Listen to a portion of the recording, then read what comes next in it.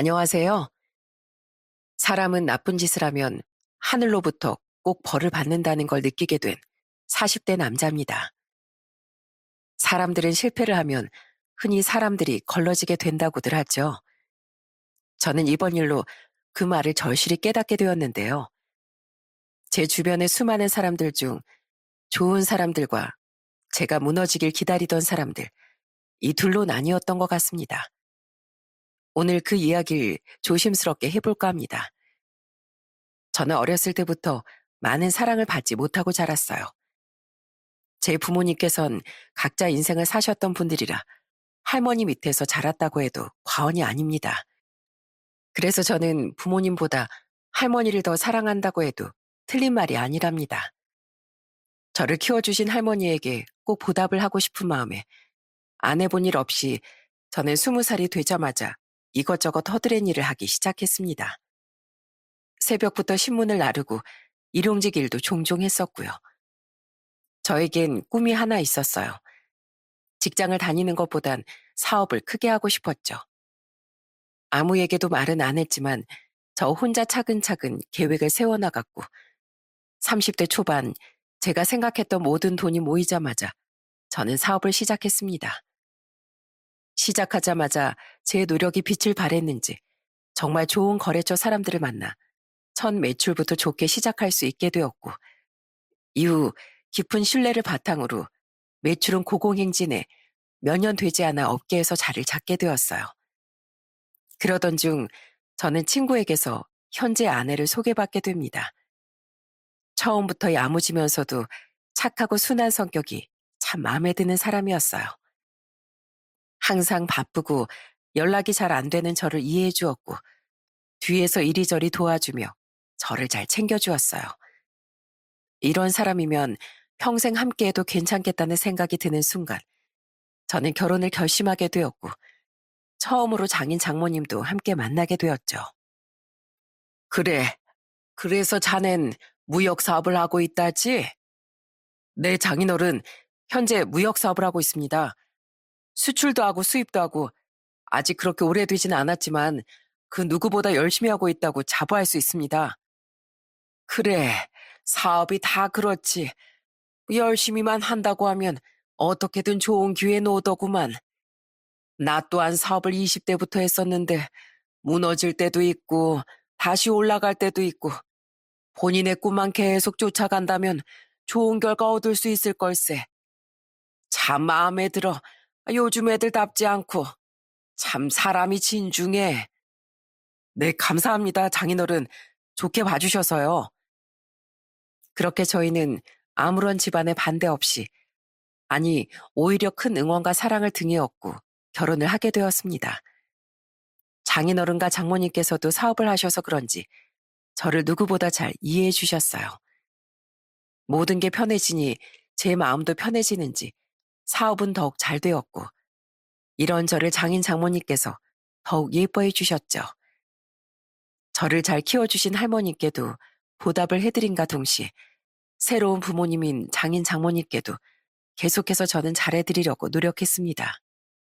어딜 가나 꼭 선물을 사다 드렸고 특별한 날이면 여행까지 보내드렸어요. 그 사이 저희는 제 인생의 축복, 아이까지 갖게 되었고요. 아내에겐 3살 차이 나는 여동생도 하나 있었는데 나이 차이가 저와 꽤 나서 그런지 항상 막내 여동생 같은 마음이 컸습니다. 제 눈엔 귀엽기만 했던 처제라 언제쯤 결혼할까 싶었는데 곧 꼭 결혼을 하고 싶다는 남자를 데려왔더라고요. 중고차 매장을 운영하고 있다는 사람이었어요. 저와 차이가 많이 나지 않았는데도 얼마나 형님 형님 하면서 잘 따르던지요. 싹싹하게 인사도 잘하고 장인어른 장모님뿐만 아니라 제 아내에게도 잘하는 모습을 보니 마음이 더욱 가더라고요. 결혼을 하게 된 동서는 저에게 이렇게 종종 전화를 주곤 했습니다. 형님, 별일 없으시죠? 날도 이제 슬슬 추워지는데 안부 연락드려요. 이게 누구야? 동서 아니야? 나야 잘 지내고 있지. 동서도 추운데 감기 조심하고. 일은 잘 되어가고 있지? 이제 막 시작한 거라 걱정이 많다고 했었잖아. 그래서 전화드렸어요, 형님. 아휴, 요새 경기가 왜 이렇게 힘든지. 경기가 힘들어지면 사람들이 차부터 안 사요. 아시잖아요. 아무래도 그렇지. 차는 나중에 바꾸려고들 하니까. 저 이제 막 사업하니까 형님이 좀 많이 도와주세요.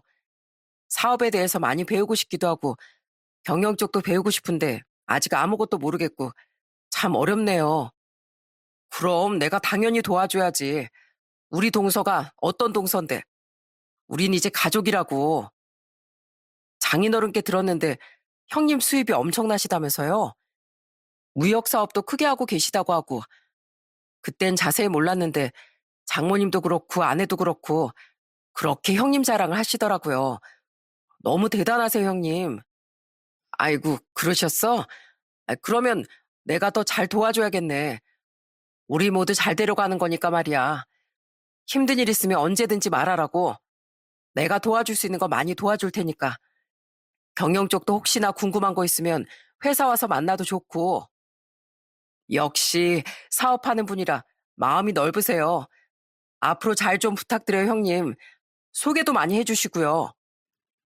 동선 처음에 저에게 얼마나 잘해주었는지 모릅니다.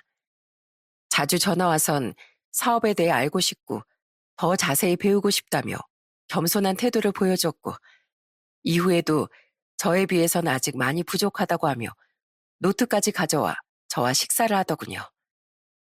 나이는 어리지만 충분히 잘 될 수 있는 사람이라고 생각했습니다. 그런 열정을 가진 사람이 요새 얼마나 되던가요? 제가 아버지로 생각하고 있는 장인어른께서도 잘 도와주라고 말씀도 하셨겠다. 저는 차를 구매하고 싶어 하는 직원들이나 거래처 사장분들께 항상 동선회를 소개해주곤 했습니다. 정말 같이 잘 되길 원했으니까요. 어느 날 저는 여느 때와 다름없이 출근을 했는데 동서가 제 사무실에 와 있는 거예요. 직원과 함께 웃으며 장난도 치면서요. 저는 너무 놀라 물어봤죠. 아니, 동서가 여기는 어쩐 일이야? 지금 일할 시간 아니야? 형님, 출근하셨어요? 좋은 아침입니다. 항상 저 많이 도와주시는데 아무것도 안 받으려고 하시고 제가 그래서 여기 아침부터 다 청소해 두었어요. 사무실 구석구석 깨끗하게 청소해놔서 형님도 마음에 드실 겁니다. 아유, 못하러 그랬어. 안 그래도 되는데. 아이, 참, 이거 사람 미안하게. 아니에요, 형님. 제가 다 형님을 너무 사랑해서 그러는 거죠. 온 김에 이것저것 여쭤볼 것도 좀 있고요. 직원 구하는 게 정말 만만치가 않더라고요. 직원 관리 쪽도 좀 여쭤보고 싶기도 하고 오늘 일 마치실 때까지 옆에 그냥 데리고만 다녀주세요. 요즘 이렇게 열심히 하는 친구가 어디 있겠어. 그럼. 내가 아는 건 다 알려줄게. 형님, 여기 커피도 사왔어요. 직원분들 거까지 다요. 형님은 커피 안 드셔서 음료수로 사왔는데 괜찮으시죠? 저희 사무실 모든 직원들과 거래처 사장님들은 동서를 좋아했어요. 부침성도 참 좋은 성격이라 사업가로서는 제격이라고 생각했고요. 얼마나 제가 많이 도와주었는진 동서가 더 잘할 겁니다. 하나부터 열까지 제가 다 시스템을 만들어줬다고 해도 과언이 아니었으니까요. 여기까지 제 이야기를 들려드린다면 정말 행복한 탄탄대로였을 거라고 생각하셨을 텐데요. 오히려 현실은 그 반대더군요. 인생에서 좋은 일만 계속 있었다면 얼마나 좋았을까요? 불행은 소리 없이 저에게 다가오고 있었습니다. 하루는 제가 초등학교 때부터 친했던 친구가 전화가 왔더라고요. 오랜만에 전화라 저는 활짝 웃으며 전화를 받았죠. 종현아, 이게 얼마만이야? 자식, 전화라도 자주 주지. 사는 게 바쁘니까 그렇게 됐다. 너 사업 그렇게 잘 된다며? 기분 좋더라. 너 예전부터 그 사업하고 싶어서 쭉 준비했었잖아. 그러게, 고생 끝에 낙이 오더라고. 너도 사업하고 있지 않았어? 1년 전에 봤는데도 워낙 하고 싶은 거 하면서 사는 애라 종잡을 수가 없네. 사업하고 있지. 그래서 전화한 거야. 왜? 무슨 일인데? 뭐 도와줄 거 있어? 도와줄 건 아니고 그냥 너한테 제안 하나 하려고. 이번에 정말 내가 엄청난 사업을 하려고 하거든. 너도 들으면 아마 깜짝 놀랄 거야. 아이디어 듣자마자 지금 나한테 얼마씩을 투자한 줄 알아? 몇 억까지 척척 내놓더라. 무조건 200%는 가져갈 수 있어. 나 한번 믿어봐. 너 사업하려면 멀었다. 사업에 100%, 200%라는 건 없어. 그리고 나 처자식도 있는데 내가 어떻게 사업에 그렇게 투자를 하겠냐. 네가 열심히 잘 살고 사업도 잘 하리라는 건 아는데 쉽지가 않네. 진짜라니까. 야, 오늘 술 한잔 하자. 만나서 얘기하자고. 그날 저녁 저는 친구를 만나게 되었고 친구는 제대로 마음을 먹은 건지 저를 진심으로 설득을 하기 시작했습니다. 이때 저는 귀신에라도 홀렸던 건지 조심성 많던 제가 친구에게 큰 금액을 투자하게 되었죠. 어떻게 제가 그런 거액을 투자하게 된 건진 제 자신도 모르겠어요. 그 순간 깊게 고민을 했는데 어릴 적부터 같이 고생해오고 대학교 땐 같이 일용직도 하던 친구라 더 마음이 갔을지도요. 사업은 한 달 뒤부터 시작을 한다고 했고 저는 바로 투자를 하게 되었는데 3주 정도 지났을 때부터 친구가 연락이 닿지 않더니 결국 전 청천벽력 같은 소식을 듣게 되었습니다. 또 다른 친구한테서 떨리는 목소리로 전화가 왔거든요. 준원아, 너 혹시 종현이한테 투자했어? 빨리 말해봐, 지금 당장. 어? 아니, 응, 맞아, 투자했어. 왜 그러는데? 그 자식 사기쳤어. 그것도 제대로. 너 그것도 몰랐어? 이놈이 아예 제대로 사기치려는 작정이었나 봐. 돈 잘 버는 동창들한테 몇 억씩 다 챙기곤 동남아로 도망갔대. 넌 얼마나 투자했어? 너도 몇 억이야? 내가 아마 제일 많이 투자한 것 같아. 아, 이걸 어떡하냐. 대체 이걸 어떡하면 좋냐고. 너 당장 경찰서로 와. 다 같이 지금 가고 있어. 넌 워낙 성격이 대쪽 같아서 안 했을 거라고 생각했는데 이놈 완전 악질이구만. 네, 그렇게 저는 사기를 당하고 만 겁니다. 상황을 들어보니 사기를 당한 동창들, 그 외의 사람들을 헤아려 보니 15명에서 20명은 좋게 되었고 돈이 많은 사람들에게만 접촉을 했었던지 피해 금액은 엄청났습니다. 최소 몇 천부터 시작해 몇 억은 기본이었어요. 제가 그렇게 친구라고 믿었던 사기꾼은 밀항을 해 동남아로 도망간 상태였고 저는 그때부터 사업에 큰 타격을 입게 되었어요. 아무런 방법도 찾지 못한 채로요. 저는 일에 온전히 집중할 수 있는 상황도 아니었습니다. 계속해서 경찰서로 오가야 했고 피해자들과 만남도 잦았거든요. 이후로 제 사업은 하향세를 보이더니 굴릴 수 있는 돈이 아예 없어지며 하향세를 보이게 됩니다. 결국 저는 직원들의 월급까지도 주기 힘든 지경에 오게 되었어요. 감당이 안 되는 타격을 받곤 제 감정까지도 조절하기 힘들어졌으니까요. 술만 먹고 회사 출근을 하지도 못한 채 계속 가라앉고만 있었습니다. 처음으로 겪는 사람의 배신이었거든요. 부모님께 사랑을 받지 못한 이유로 그 어떤 사람에게도 기대지 말자고 다짐해왔는데 이렇게 큰 일을 겪다니 아내에게 어떻게 말을 해야 할지 눈앞이 캄캄해졌습니다. 여보, 요새 얼굴이 왜 이렇게 안 좋아? 김 과장님한테 전화 왔어. 오늘 당신 출근 안 했다고. 무슨 일 있어? 요즘 일이 잘 안 돼? 아니야. 당신은 아무 걱정하지 마. 왜 그러는데? 말을 해야 같이 일을 해결할 거 아니야. 나 당신 이런 모습 처음 봐. 항상 의욕에 넘쳐서 총기 있던 눈이 이젠 없어. 뭐가 문제야? 나 자꾸 당신 신경 쓰여서 내 일도 제대로 안 된다고. 그러니까 솔직하게 말해. 우린 부부야. 그게, 아, 사실, 왜, 무슨 사기라도 당했어? 사기 당했어.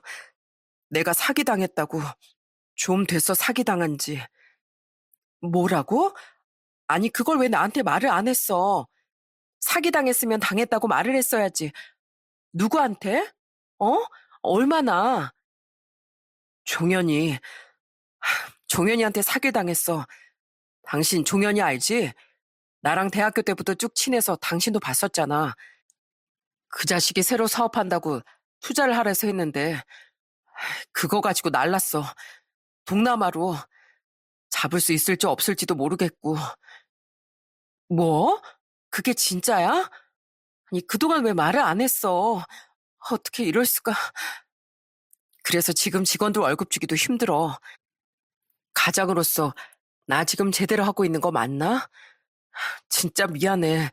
지혜야, 나도 사실 어떻게 해야 될지 모르겠어. 아내는 한참을 한숨을 내쉬고는 창밖을 바라보더니 이렇게 말하더군요. 대출받자 내 이름으로 내가 내일부터 알아볼게. 뭐? 여보, 그런 눈빛 할 필요 없어. 당신이 나한테 어떤 존재인데, 당신이 나한테 어떤 사람인데, 난 당신 떠날 생각 없어. 길거리에 나앉는다고 해도 난 쭉 당신 옆에 있을 거야. 여태까지 당신보다 더 좋은 남편, 그리고 아빠 본 적 없어. 괜찮아. 살다 보면 그럴 수도 있지. 사람이 어떻게 계속 잘 되기만 해. 이럴 때도 있고 저럴 때도 있는 거지. 안 그래? 아내는 누구보다 제 마음을 잘 알아주고 감싸주었어요. 크나큰 제 실수로 집안이 무너질 수 있는데도 저에게 오히려 힘을 더 실어주더군요. 아내도 저렇게 대출을 받으려고 노력을 하는데 저도 이렇게 가만히 있을 수 없겠다 싶어 주위 사람들에게 돈을 빌려야겠다고 생각했는데요. 이런 말 하기도 미안했지만 저는 제 가족을 위해 꼭 돈을 빌려야 했습니다. 어디로 전화를 해야 할까 핸드폰을 만지작거리던 전 그렇게 조심스럽게 동서에게 전화를 걸었어요. 동서, 잘 지냈어? 요새 통 연락도 없고 하길래. 아, 형님, 그럼요. 전 잘 지내죠. 제가 먼저 연락드렸어야 했는데 죄송해요. 형님도 잘 지내셨죠? 근데 하실 말씀이라도 이 밤에 이렇게 연락 주신 건 처음이라. 아, 그게, 참, 이게 해도 되는 말인가 모르겠는데, 혹시 돈을 좀 빌려줄 수 있을까? 돈이요? 아, 형님 돈 많이 버시잖아요. 그런데 갑자기 무슨 돈을, 그게 내가 친구한테 투자 사기를 좀 당했어. 참 말하기도 부끄럽네. 좀 크게 당해서 지금 직원들 월급 주기도 힘든 지경이야. 혹시 괜찮을까? 아, 동서 불편하게 해서 미안해. 에이, 형님, 전 돈은 못 빌려드리죠. 사실 말만 형님 동서지 피를 섞은 건 아니잖아요. 그리고 사업을 그렇게 하고 계시면 투자 이런 건 좀 조심하셨어야죠. 참나. 아, 이 말하려고 지금 이 밤에 전화하신 거예요? 내일 전 출근해야 하는데 형님은 출근할 것도 없으니까 뭐 이건가요? 아, 아니 그게 아니라 밤늦게 전화한 건 미안해. 근데 혹시나 해서 우린 가족이고 그동안 내가 많이 도와주기도 했으니까. 형님, 아니 뭐 얼마나 도와주셨다고 그렇게 뻔뻔하게 돈을 빌려달라고 하세요?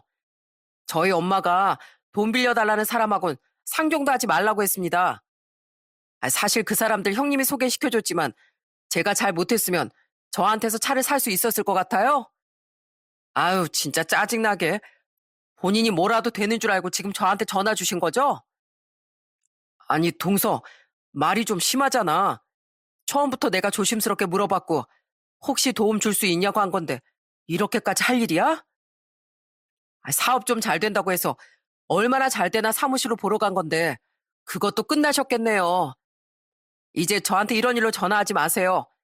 저는 돈 빌려드릴 생각 아예 없으니까요. 아유, 그나저나, 앞으로 그럼 어떡해요? 직원들한테 고소당하고 막 그러시는 건가? 사람은 잘 나갈수록 겸손해야 된대요. 저도 그렇게 장사하고 있잖아요. 됐네. 돈 못 빌려주면 못 빌려주는 거지. 이렇게까지 빈정대는 소리를 듣고 싶진 않아. 형님 태도가 잘못되신 거예요. 돈을 빌리려고 하시면 처음부터 끝까지 쭉 저한테 고개 숙이셔야죠. 동서는 저에게 엄청난 모욕을 쏟아냈습니다. 사실 너무 당황스러웠어요. 돈은 못 빌려줄 수 있겠다고 생각했지만 이렇게까지 저를 무시할 줄은 몰랐거든요. 아내의 응원을 받으며 조금이나마 정신을 차린 제가 그 전화 이후로 어떻게 이렇게까지 되었는지 다시 무너지게 되었던 것 같습니다. 동서는 이를 기점으로 저를 계속해서 무시하기 시작했는데요. 머지않아 명절이 다가와 다 함께 처갓집에서 모인 어느 날이었습니다. 저희가 먼저 도착하고 처제와 동서는 잠시 뒤 집으로 들어왔습니다. 미안한 기색이라도 저에게 보일 줄 알았던 동서는 둘이 있을 때 더 뻔뻔하게 저를 무시하더군요. 아유, 형님이 여기 오셔도 돼요, 지금? 안 될 이유는 뭔데? 지금 명절 챙기실 때가 아니잖아요. 나가서 벽돌이라도 나르셔야 되는 거 아닌가? 그렇게라도 해야지. 왜? 그게 뭐 문제 있나? 그냥 사람 인생 참 모르겠네요. 제가 그렇게 매달려서 뭐라도 알려달라고 할 때가 엊그제 같은데 저는 이렇게 쭉 위로 올라가고 형님은 이제 완전 바닥을 기고 있으니 그러게 잘 좀 하시지 그랬어요. 명절이고 다 같이 모였는데 나 그런 말 듣고 싶지는 않네. 그냥 그만하지? 에이, 형님. 이건 사업 잘 되는 사람이 망한 사람한테 하는 조언 같은 거라고요. 이걸 듣기 싫어하시면 안 되죠. 뭐 사업이라도 배우고 싶으시면 오늘 저희 매장에 가서 청소라도 좀 하세요. 제가 일당 5만 원 드릴 테니까요. 동서는 아예 저를 대놓고 무시하기 시작했습니다. 청소를 하고 커피를 사오라는 말까지 하며 제 자존심을 계속해서 짓누르고 있었죠. 저는 듣다 못해 너무 화가 나 몰아붙이려고 하던 그때 뒤에서 갑자기 장모님이 나타나셨습니다. 이서방, 지금 형님한테 그게 무슨 말인가? 아, 그게 아니라 전 형님한테 도와주고 싶은 마음에 도와주려는 사람이 말을 그렇게 하나? 혹시 형님이 망하길 기다렸던 건 아니고? 그런 거 아닙니다, 장모님. 뒤에서 단편적인 부분만 들으셔서 그런 것 같은데. 무슨 단편적인 부분? 내가 처음부터 끝까지 다 들었는데 청소하라고 하고 일당 5만 원은 무슨 말인가? 하신 형님한테 그렇게 하지 말게. 그렇게 하면 자네 벌 받아. 네, 장모님 주의하겠습니다. 장모님은 저 대신 동서를 꾸짖으셨어요. 그 이후로 동서는 저에게 눈도 마주치지 않더군요. 너무 화가 났지만 제 자신을 위해 이 일은 가슴에 묻어두기로 했어요.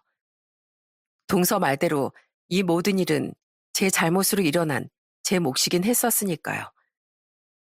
이후 저는 주위 사람들에게도 돈을 빌리러 다녔고 거래처 사장님들과도 자주 만나 이야기를 나눴습니다. 직원분들에게도 솔직하게 상황을 설명하며 양해를 부탁드렸고요. 제가 열심히 잘 살아오긴 했던 건지 모두 다 도와주겠다고 하며 기다려 주시기로 했습니다. 물론 직원들은 모두 나가고 몇 남지 않긴 했죠. 당연한 선택이라고 생각했습니다. 돈도 제대로 안 주는 회사에서 어떻게 일을 할 수 있겠나요? 그렇게 어떻게든 사업을 다시 일으키려 노력하던 저는 갑작스런 장인 장모의 연락을 받고 처갓집으로 향했습니다. 어디 갔다 오나? 왜 이렇게 땀범벅이야? 아닙니다. 그냥 오늘 일이 좀 바빴어서. 난 자네에게 뭔가. 장인어른이십니다. 그냥 장인어른인가? 언젠 아버지처럼 오시겠다고 하지 않았었나? 물론 아버지처럼 생각합니다. 제가 요새 잘 챙겨드리지 못해 정말 죄송합니다. 아버지인데 왜 자네 말을 안 하나? 일이 터지면 터졌다고, 힘들면 힘들다고 왜 말을 안 해? 내가 이걸 꼭 우리 딸한테 들어야겠나? 아들처럼 생각하는 정서방 자네에게 직접 들어야겠나? 죄송합니다, 장인어른. 그렇게 일이 좀 터졌습니다. 자, 여기 밖에. 아니, 이게 무슨 자네 돈이네. 여태까지 봐온 자넨 정말 멋진 사람이었어. 이 돈 그냥 빌려주는 거네. 그냥 주는 거 아니야. 다시 아무렇지도 않게 일어날 수 있는 사람이니 꼭 다시 성공해서 갚도록 하게. 내 딸, 그리고 내 손자 잘 챙겨주리라 믿어. 장인어른, 사내 노는 거 아니야. 얼른 일어서게. 사업하다 보면 그럴 수도 있는 거야. 정말 감사합니다. 감사합니다, 장인어른. 제가 어떻게든 빨리 일어서서 이 돈 배로 갚아드릴게요. 장인어른과 장모님은 거액을 저에게 빌려주셨고 저는 그때 감동의 눈물을 얼마나 흘렸는지 모르겠어요. 그날 장인어른과 술 한잔하며 저는 앞으로 정말 장인어른을 잘 모셔야겠다고 생각했고 사업을 다시 성공시키는 데 집중해야겠다고 다짐했습니다. 그 다음 날부터 전 잠도 자지 않고 열심히 일에 매진했고 거래처 사람들의 응원과 주변 사람들의 응원 덕분인지 조금씩 사업은 다시 상승 곡선을 이루기 시작했어요. 다시 신뢰관계를 쌓아가는 동시에 제 엄청난 노력이 더해져서인지 머지않아 1년 반 만에 장인어른의 돈도 갚을 수 있게 되었죠. 그동안 내내 동서와는 연락을 하지 않았고요. 그렇게 사업은 온전히 다시 돌아오게 되었습니다. 이 모든 일을 겪으면서 직원을 수십 명에서 5명만이 남게 되었지만 든든한 제 편이었죠. 묵묵하게 힘들 때나 어려울 때 기다려준 고마운 직원 중 김 과장님이라는 분이 계셨는데요. 감사한 마음에 새로 뽑은 신입 직원들과 함께 회사 워크숍을 가게 되었을 때 김 과장님과 김 과장님 남편이 함께 자리를 해주셨어요. 저는 김 과장님과 다른 직원분들 덕분에 제가 이 자리에 다시 있을 수 있는 거라 설명하며 눈물도 흘렸는데요. 이 글에 전부 다 쓸 수는 없겠지만 여러모로 정말 좋은 사람들이었습니다. 제가 인복은 있는가 보다 생각하게 만든 장본인이었죠. 그렇게 저는 김 과장님의 남편과도 인사를 나누게 되었어요. 언제 한번 크게 대접을 해드려야지 생각했었는데 이렇게 워크숍까지 와주시고 정말 감사합니다. 저는 김 과장님 아니셨으면 이렇게 다시 일어설 수 없었을 거예요. 얼마나 감사한 분인지 제가 말로 다 표현을 못하겠네요. 아닙니다. 아내에게 말을 듣기론 엄청 노력을 하셨다고 들었어요. 저도 중고차 사업을 하고 있거든요. 이 사업이라는 게 만만치 않죠? 저도 사기도 몇 번 당했고 크게 돈을 잃은 적도 많았지만 다 길이 생기더라고요. 저보다 나이는 어리시지만 다시 일으켜 세우신 것 자체가 능력 있으신 분인 거예요. 아, 사업을 하고 계시는군요. 김 과장님이 말씀이 많진 않으신 분이라 잘 몰랐습니다. 그냥 앞으로는 형님이라고 부르세요. 저도 능력 좋은 대표님 친구로 하나 생겼다고 생각할 테니. 그럼요, 형님. 앞으로 잘 부탁드립니다. 저도 김 과장님께 최선 다해서 잘해드리도록 할게요. 말씀이라도 정말 감사합니다. 여태까지 제 아내를 얼마나 잘 챙겨줬는지 잘 알고 있어요. 얼마나 그동안 힘드셨을 거예요. 마음 다해서 진심으로 응원하고 있었습니다. 우리 아내가 워낙 좋은 사람이라고 입이 마르게 칭찬을 했거든요. 아유, 아닙니다, 형님. 회식 때도 이렇게 종종 오세요. 제가 나중에 좋은 곳에서 제대로 대접하겠습니다. 김 과장님의 남편은 서울에서 중고차 사업을 하고 계시다고 했습니다. 사업으로도 한참 선배라 배울 점이 참 많은 분이셨죠. 다시 잘하길 바랬다면서 얼마나 응원을 해주시던지 아주 몸둘 바를 모를 정도였어요. 그날 이후로 형님과는 더욱 친해져 회식 때 이외에도 종종 조언을 해주셨고 전화 통화도 자주 하면서 아주 가까운 사람이 되었답니다. 부부끼리도 자주 만났고 아내와 김 과장님도 좋은 인연을 이어가고 있었죠. 그렇게 다시 평범한 나날을 보내고 있던 어느 날, 저는 곧 장인어른의 생신이라는 걸 알게 되었어요. 뭘 해드려야 할까 한참을 고민하던 전 장인어른의 차를 바꿔드리기로 결심했습니다.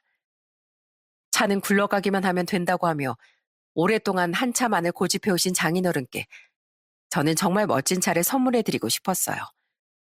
저한테는 정말 아버지 같은 분이셨거든요. 어떤 차를 해드릴까 고민하다 저는 결국 장인어른께 원하시는 차를 드리려고 여쭤보게 되었습니다. 장인어른, 이번 생신 땐 뭐 가지고 싶으세요? 글쎄, 뭐 밥이나 먹으면 되지. 선물은 무슨. 에이, 제가 선물 하나 멋진 거 하나 해드리려고 하는데 거절하시면 안 돼요. 뭔데 그래? 차요. 장인어른께 차 한 대 제가 해드리려고요. 아이고, 무슨 차를. 아이고, 됐네. 그 돈 아껴서 여행이나 한번 가는 게 낫지. 내 차 아주 멀쩡해. 잘 굴러가는데 뭘. 장인어른, 너무 오래되어서 장고장도 많잖아요. 엊그제 갑자기 시동도 꺼지고 했다고 지혜한테 들었는데 이참에 차 한 대 바꾸세요. 네? 제가 아주 멋진 차 한 대 해드릴게요. 에헤이, 됐다니까. 하세요, 장인어른. 네? 제발요.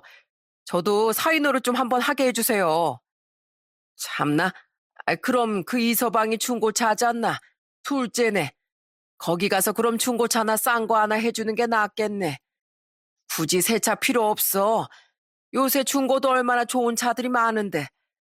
차 받는 대신 조건이 그거네. 중고차. 형님 동서사이니까 가면 또 싸게 잘해줄 거 아니야. 꼭 거기 가서 한번 알아보게. 내가 대신 말 안 해도 되겠지? 네? 동선의 중고차요? 네, 뭐, 알겠습니다.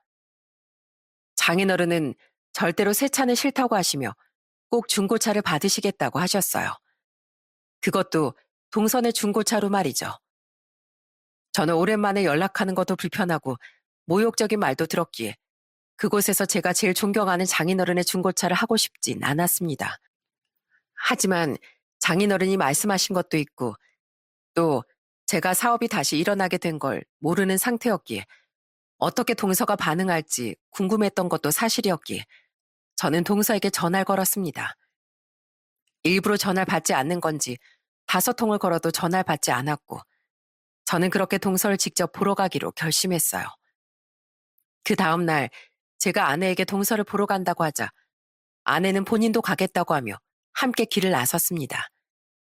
장모님에게 명절날 있었던 이야기를 들었는지 제가 자존심 상할까봐 조용히 있었는데 어떻게 할지 직접 두 눈으로 보고 싶다고 하며 말이죠. 그렇게 동서 사업장으로 들어가니 동서는 손님인 줄 알고 저희를 반겼고 저희 얼굴을 보자마자 본척 만척 귀를 파며 저희에게 다가오더라고요. 여긴 어쩐 일이세요? 곧 장인어른 생신이잖아. 그래서 차 한 대 보러 왔는데. 차요? 아휴, 저흰 차 아무한테나 안 팔아요. 살 수 있는 사람한테나 영업하는 거지. 직원들 월급도 못 줄 정도로 무너진 사람한테 어떻게 차를 팝니까? 저도 양심이 있지. 그러지 말고 보여줘봐. 그렇게 비꼬지 말고.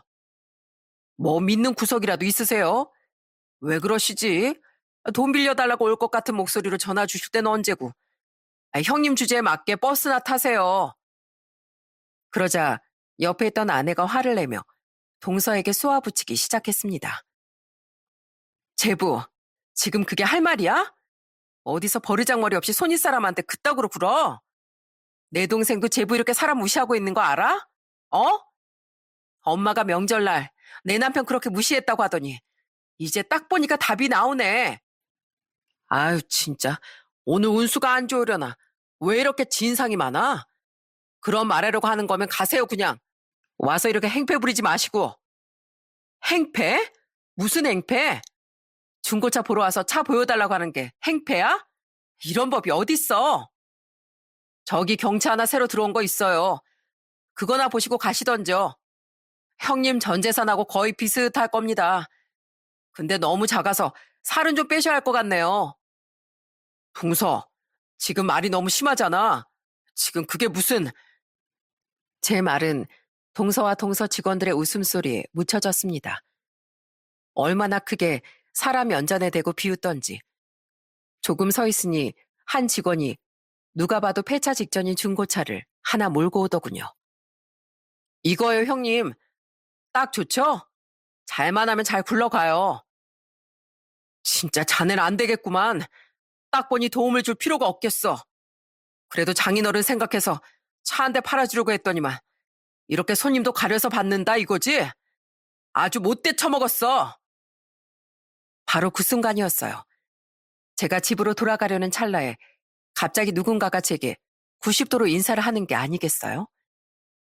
저와 아내는 뻥찐 상황에 누구지 하고 봤더니 그 정체를 알고 너무나 반가워서 어쩔 수가 없었습니다.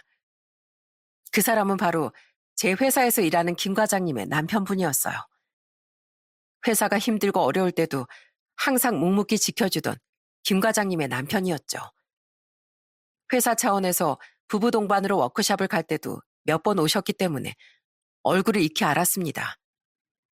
아니, 대표님이 여기는 어쩐 일이세요? 요즘 한창 바쁠 시기라고 하던데요. 이런 데서 만나니 너무 반갑네요. 아, 여기가 제 아는 사람이 근무하는 곳이라고 해서 차 한 대 팔아줄까 했더니 영 시원치가 않고 개념이 없네요. 그래서 아예 집에 가려던 참이었어요. 네? 대표님 아는 사람이요? 혹시 이 사람이 그 아는 사람이세요? 그러자 동서는 저와 김 과장님 남편을 번갈아 보며 입을 벌리고는 닫을 생각을 못하더군요. 한참을 머리를 굴려 생각하고 있는 것 같았어요. 형님, 혹시 저희 형님하고 어떻게 아는 사이신지 여쭤봐도 될까요? 아주 친한 사이인데 왜? 내 아내가 가장 존경하는 분이기도 하고. 근데 그걸 자네가 왜 묻나? 사실은 이분이 제 가족이거든요. 여기 처형의 남편인 형님이시거든요. 뭐라고? 그럼 가족분한테 그렇게 무리하게 대했다는 건가? 뒤에서 들어보니 대표님께서 차를 사고 싶어 하는 것 같은데 지금 저 차가 말이나 된다고 생각하나? 지금 다시 재기해서 얼마나 사업이 잘 되고 있는지 아예 자네 모르는구만. 알고 보니 누구보다 친하게 지내고 있었던 김 과장님의 남편은 동서가 운영하고 있는 중고차 사업장의 바로 옆에서 상사를 운영하고 계셨던 거였어요. 대표님, 차를 보러 오셨어요? 그럼 저한테 먼저 말을 하시지. 아주 좋은 조건에 해드릴 수 있는데 말이에요. 그러게요. 그럴 걸 그랬네요. 아무것도 모르는 동서에게 인간적으로 한 번 더 기회를 주려고 했던 건데 자기 복을 자기 발로 찼네요. 이제 사업이 더 성공하고 거래처도 더 늘어서 괜찮으면 소개를 좀 많이 시켜주려고 했는데 저런 차를 소개해주는 사람한테는 홍보도 못 해주죠. 내가 여태까지 계속 사람들 소개해줘서 동서도 돈 많이 벌고 있었지? 형님, 형님이 다시 사업이 잘 되고 있다고요? 아니, 투자 사기로 아예 망해가는 거 아니었어요? 그랬었지. 근데 사람이 완전히 망하라는 법은 없더라고. 어떻게든 다시 일어나게 도와주더라고. 가시죠. 대표님, 제일 비싼 차로 계약하겠습니다. 같이 가시죠. 제일 좋은 차로 바로 보여드리겠습니다. 그렇게 그 자리를 떠나려고 하자 동서는 크게 당황했는지 제 팔을 붙잡으면서 말했습니다. 형님, 그럼 저도 같이 갈게요. 대표님이 어떤 차를 소개해 주실지 모르잖아요. 혹시나 사기당하면 안 되시니까 제가 옆에서 지켜봐라도 드릴게요. 혹시나 좋은 차가 있으면 제가 추천이라도 해드릴 수 있으니까. 그러던지. 저는 동서의 말을 무시한 채로 아내와 함께 김 과장님 남편의 사업장으로 함께 향했습니다. 가는 내내 동서는 저를 붙잡고 제발 다시 돌아가자고 애원을 하고 있었죠. 얼마나 우습던지 저는 듣는 둥 마는 둥 하면서 걸음을 재촉했습니다. 김 과장님 남편의 사업장은 생각보다 큰 규모였고 좋은 조건으로 저에게 가장 좋은 차를 보여주었습니다. 보여주시는 차마다 정말 만족스러웠고 한참을 고민하던 저희 부부는 결국 한 차를 골라 계약을 진행하게 되었는데요. 동서는 뒤에서 서성이다가 계약서 작성하는 곳까지 들어와선 계속 제 팔을 붙잡고 말했습니다. 형님, 여기 진짜 아니에요. 제가 이 차에 대해서 잘 아는데 장인어른이 타시기도 불편하실 거고 완전 바가지 쓰시는 거라니까요. 가족 좋다는 게 뭐예요. 동서가 중고차 하는데 딴 데서 하시는 것도 말이 안 되잖아요. 제가 정말 할인 많이 넣어서 제가 손해를 봐서라도 좋은 차 해드릴게요. 제발 다시 저희 가게로 넘어가세요. 네? 앞으로 다시 소개도 많이 해주시고요.